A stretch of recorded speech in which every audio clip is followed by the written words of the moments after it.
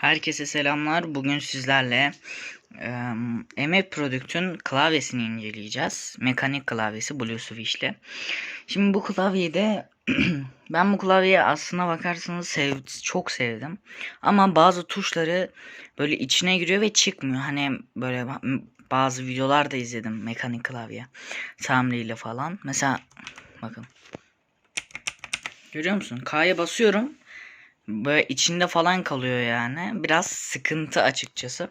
Bak diğer tuşlar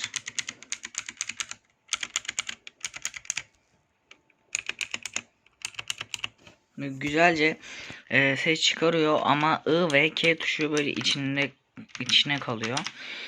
Bir de şu space tuşunun mesela algılayıcısı şu ortada. Şu yanlardan bastığınız zaman bazen algılamıyordu. Onu da işte çıkartıyorsun, üflüyorsun falan filan, sonra düzeliyor. Şimdi bunun fiyatına gelelim. 275 TL. Yani büyük ihtimalle ben kazıklandım. Normalde hani bilekliği falan oluyor böyle. Bazıları 200'e falan oluyor böyle Blue Switch'li falan. Ama yani ben bu klavyeyi gerçekten sevdim. Bazı Blue Switch'ler böyle işte 1000 TL'nin üstüne geçebiliyor. Yani güzel bir klavye, tavsiye ederim. Şu ana kadar fazla sıkıntısını görmedim. İşte tuşları çıkarılıp takılabiliyor her mekanik klavyede olduğu gibi. Ondan sonra mesela İngilizce bir klavye, onu da söyleyeyim.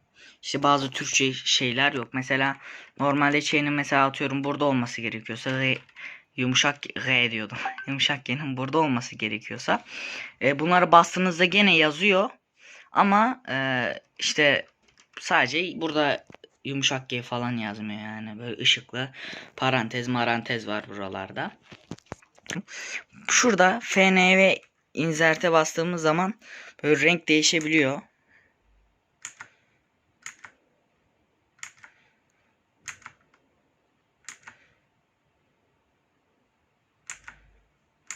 Gördüğünüz gibi renk ayarları var. Videoyu beğendiyseniz like atmayı unutmayın.